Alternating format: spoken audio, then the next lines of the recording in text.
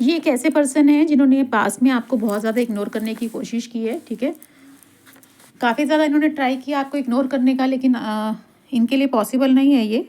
इनको लगता है ये कि आपके बिना ये अपनी लाइफ में आगे नहीं बढ़ सकते, ठीक है।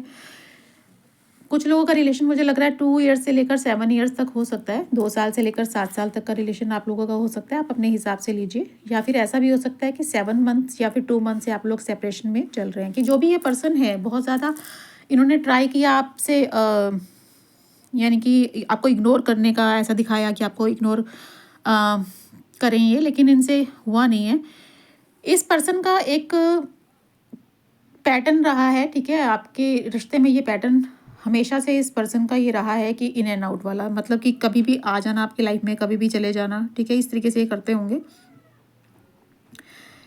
कि कभी भी वापस आ जाते हैं, ठीक है। तो आपको समझ में नहीं आता, आप समझ नहीं पाते हैं कि पर्सन आखिर चाहता क्या है आपसे, कि कोई स्टेबिलिटी नहीं है, स्टेबल रिलेशनशिप नहीं रख सकते ये पर्सन, ठीक है।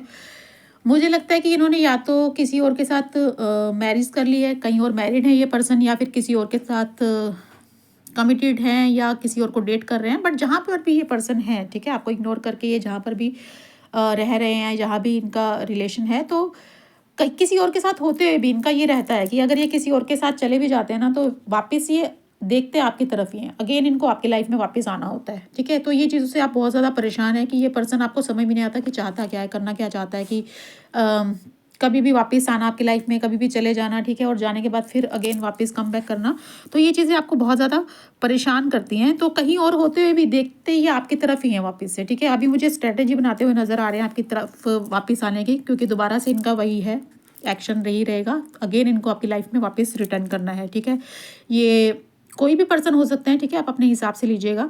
तो ये पैटर्न इनका मुझे नज़र आ रहा है इन एंड आउट वाला, कि जब मर्जी चले जाना, जब मर्जी वापस आ जाना, ठीक है। तो आपको स्टेबिलिटी नहीं देते हैं और आपको कुछ ठीक से बताते भी नहीं है, ठीक है। जब मर्जी आपको इग्नोर करते हैं, लेकिन ये जाते कहीं भी हैं, कहीं भी रहते हैं, लेकिन इनकी नज़र आप पे ही होती है, ठीक है। तो ये कोई ना कोई बहाना वापस ढूंढ कर आपकी लाइफ में वापस कम बैक ज़रूर कर लेते हैं, ठीक है।